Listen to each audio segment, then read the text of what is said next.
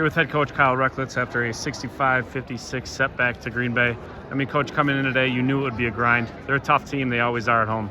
Yeah, and credit to them. They're playing with a lot of confidence right now. They're on a great winning streak. I thought, we really came in and competed. I was really proud of the effort that we put on the floor.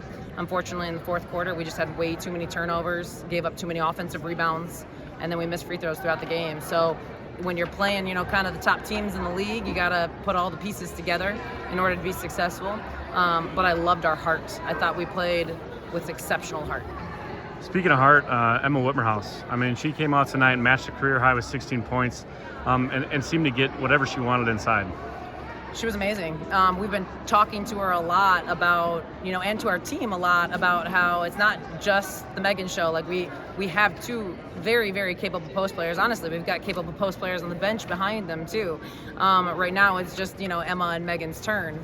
But it's incredible to watch the two of them work together. They're the best friends they possibly could ever be, which makes it even more special. But Emma just had this mentality tonight, this aggressive, I want the ball scoring mentality. She was very balanced in the post. Her pivoting was very, very good. And I really loved the way that she played, and I hope she continues. And I hope this fuels her to want to play more like that as we continue through the rest of this conference season.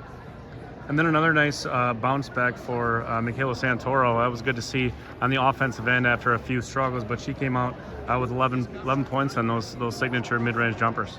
Yeah, well, Michaela Santoro is one of the hardest workers we've probably had in our program, in the history of our program. So there's no question she's not going to ever turn it around, because when something isn't going well for her, she is in the gym to fix it. And I mean, she puts the work in. She's getting extra shots up. She's, really locking back into the form of her shot. So I was really excited to see her take the work, and it's a great example for especially some of our younger players to be able to take that work that she's doing and then turn that into production. And she hit some really big baskets for us. We were able to run some plays for her, and I was very confident that she was going to knock those down. Yeah, and you mentioned, it was down the stretch there, it was 12 lead changes, 10 ties, back and forth. But then the miscues kind of just hurt us at the end, some turnovers, and then some uncharacteristic things like rebounding and missed free throws. Yeah, the rebounding one hurts because that gave them more shots on goal, and it is very uncharacteristic. We're one of the top rebounding teams in the league, so that hurt a lot. It ended up being our guards a lot of the times, and so that's got to be something that becomes a mentality shift, especially towards the end of the game. And we fouled in those situations too, which then gives them momentum.